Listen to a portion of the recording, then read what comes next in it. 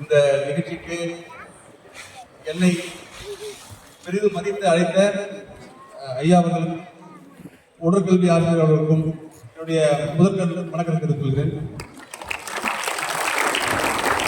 பெரும்பாலும் வந்து இந்த மாதிரி நிகழ்ச்சிகள் வந்து பெரிய பெரிய ஆட்கள் தான் கூப்பிடுவாங்க, அரசியல்வாதிகள் கூப்பிடுவாங்க, நடிகர்கள் கூப்பிடுவாங்க, அந்த மாதிரி செலிபிரிட்டிஸ் கூப்பிடுவாங்க, இப்பெல்லாம் யூடியூபர்ஸ் எல்லாம் கூப்பிடுவாங்க. ஆனால் ராணுவ வீரர்களை கூப்பிடுறது வந்து பெரிய அதிசயம். மீண்டும் ஒரு நன்றி தெரிவிச்சுக்கிறேன். இந்த மண்ணில் இருந்து 1997 நானும் வந்து கேம்ப் அட்டன் பண்ணி சர்டிஃபிகேட் வச்சிருக்கிறேன். நான் இந்த என்னை உருவாக்குறது வந்து இந்த ஸ்டேடியமும் இந்த மண்ணு தான்.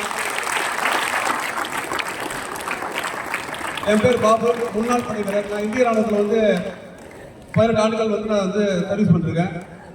என்னோட படைப்பிரிவு பார்த்தீங்கன்னாக்கா ரெஜிமெண்ட் ஆஃப் ஆர்ட்லரி, எரிகணை படைப்பிரிவு. எங்களோட டிபார்ட்மெண்ட் வேலை என்னன்னாக்கா இந்தியாவோட எல்லையில் இருக்கிற ராணுவ வீரர்களுக்கு பயிர் சப்போர்ட் பண்ணுவோம். நாங்கள் 17 கிலோமீட்டர் தூரத்தில் இருக்கிற ராணுவ வீரர்களுக்கு இங்கேருந்து நாங்கள் பயிர் சப்போர்ட் பண்ணி அவங்களை ஃபார்வர்ட் பண்ணுறதுக்கு நாங்கள் உதவி பண்ணுவோம். 17 கிலோமீட்டர், 45 கிலோமீட்டர், 27 கிலோமீட்டர், 5 கிலோமீட்டர் அப்படி நாங்கள் படிப்படியாக அவங்களுக்கு ஃபார்வர்ட் பண்ண நாங்கள் பெரிய உதவி பண்ணிட்டு இருப்போம். நான் படித்தது Cuddalore Sivasur higher secondary school Tiruppapuliyur.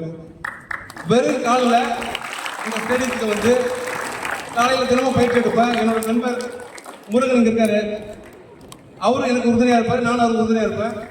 பிறகு 99 நான் வந்து ஆர்மிக்கு போய் ஜாயின் பண்ண பிறகு படிப்படியாக நான் உயர்ந்து இன்னைக்கு இந்திய ராணுவத்தில் இருக்கிற முப்படை தளபதி வரைக்கும் பேசுகிற அளவுக்கு நான் ஒரு நட்பை வச்சிருக்கேன். ஏன்னாக்கா நான் வந்து என்ன நம்பினேன், இந்த மண்ணை நம்பினேன், ஹீரோவை யாரையும் நம்பலை. என்னோட தந்தையர் நம்பினேன், என்னோட உழைப்பை நம்பினேன், என்னோட குடும்பத்தோட வறுமை அந்த அளவுக்கு என்ன வெளியே வர்றதுக்கு மெயின் காரணமாக இருந்துச்சு. சத்துணவு உணவை தான் நான் வந்து சாப்பிட்டு ஸ்கூலில் இருக்கிற அந்த ட்ரெஸ்ஸை தான் நான் போட்டுருப்பேன். அதுலேருந்து அந்த வெறி தான் எனக்கு. நாமளும் இந்த நாட்டில் நம்ம வந்து உருவாகணும், நமக்குன்னு பார்த்தா ப்ராப்பர்ட்டி சொத்துக்கு எதுவுமே இல்லைன்னு கேட்டாப்ப எங்கள் அப்பா ஒரு என்னடா இருந்தாலும் இந்த உலகத்தில் நம்ம யாரும் வெளியில் வரணுன்ற வெறியில் வைராக்கியத்தில் இந்த ஸ்டேடியத்தில் நான் கடுமையான 10th வரைக்கும் நான் வந்து சம்மர் கேம்பில் இருக்கட்டும், ஸ்கூல் கேம்ஸாக இருக்கட்டும், கபடி பிளேயர் இருக்கட்டும், டிஸ்ட்ரிக்ட் கபடி பிளேயர் இருந்தேன். நான் அந்த கடுமையான வெறியில் வந்தது தான் நான் ராணுவத்துக்கு போனேன். படிப்படியாக அங்கேயும் படித்து முன்னேறி நான் வெளியில் வந்தேன். வெளியே வந்த பிறகு நான் இப்போ வந்து ஒரு செக்யூரிட்டி சர்வீஸ் நடத்திட்டு இருக்கேன். எங்கிட்ட இப்போ வந்து ஒரு 500 பேர் ஒர்க் பண்ணுறாங்க. இது இல்லாமல் பார்த்தீங்கன்னாக்கா நான் வந்து ஒரு சோஷியல் சர்வீஸ் ஃபவுண்டேஷன் வச்சு நடத்துகிறேன். மறைஞ்ச முப்படை தளபதி ராணுவ தளபதிக்கு டெல்லியில் போய் ஒரு சிலை வச்சு 50 சிலை.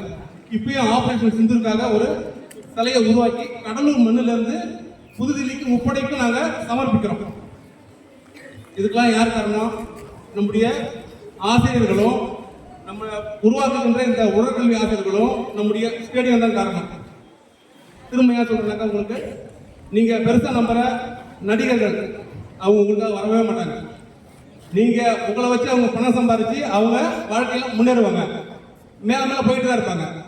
உங்களுக்கு ஒரு பிரச்சனைனாக்கா உங்க கூட இருக்கிற தாய் தந்தைகள் மட்டும்தான் உங்களுக்கு வருவாங்க, உங்க சகோதரர் வருவாங்க. உங்களை உருவாக்க போறது வந்து இந்த ஆசிரியர்கள் தான், சரிங்களா? அதனால நீங்க பெரிய மதிக்க வேண்டியது வந்து நம்முடைய துப்புரவு பணியாளர்கள், ஆசிரியர் பெருமக்கள், அடுத்தது பார்த்தீங்கன்னாக்கா உங்களோட பெற்றோர்கள், மருத்துவர்கள், ராணுவ வீரர்கள். இதுதான் என்னோட வேண்டுகோள். நீங்க வந்து ஹீரோன்றது வந்து அவங்க வந்து ஒரு ஹீரோ இல்லை, அவங்க ஒரு ஜீரோ மட்டும்தான். இதை யாரும் மனசை வருத்தப்பட வேணாம், இதான் உண்மை. அவங்க வந்து திரையில மட்டும்தான் இருப்பாங்க. நிஜத்தில் இருக்கிறவங்க நம்ம சார்ந்தவங்க மட்டும்தான். நீங்களும் வந்து வாழ்க்கையில முன்னேறணும். நம்ம ஏழையா பிறந்திருக்கலாம், ஆனா ஏழையா நம்ம சாகக்கூடாது. ஏன் கூடாதுனாக்கா நம்முடைய தந்தையர் ஏழையா இருக்கலாம், அவங்க கல்வி அறிவு இல்லாம இருக்கலாம். அந்த கல்வி அறிவை நம்ம பெறணும். நம்ம கடுமையான முயற்சியில் நம்ம மேல வரணும். வந்தா மட்டும்தான் நம்ம இந்த உலகம் நம்மளை மதிக்கும். அதனால ஆசிரியர்கள் சொல்றதையும் உடற்பயிற்சியாளர் சொல்றதையும் இந்த மண்ணையை மட்டும் நம்புங்க. நன்றி, வணக்கம்.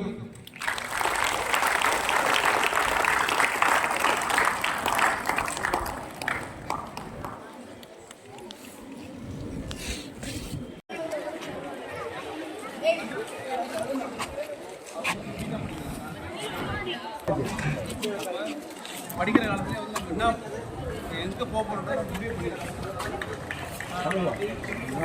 பிகாம் படிக்கிறேன், என்னோட அப்பா ஃபாதர் வந்து இஷ்டத்துக்கு போகும்போது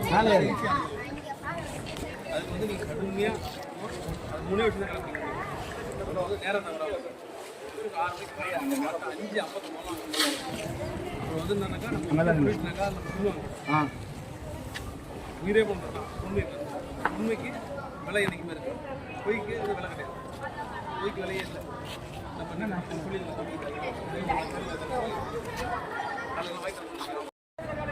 ரெடி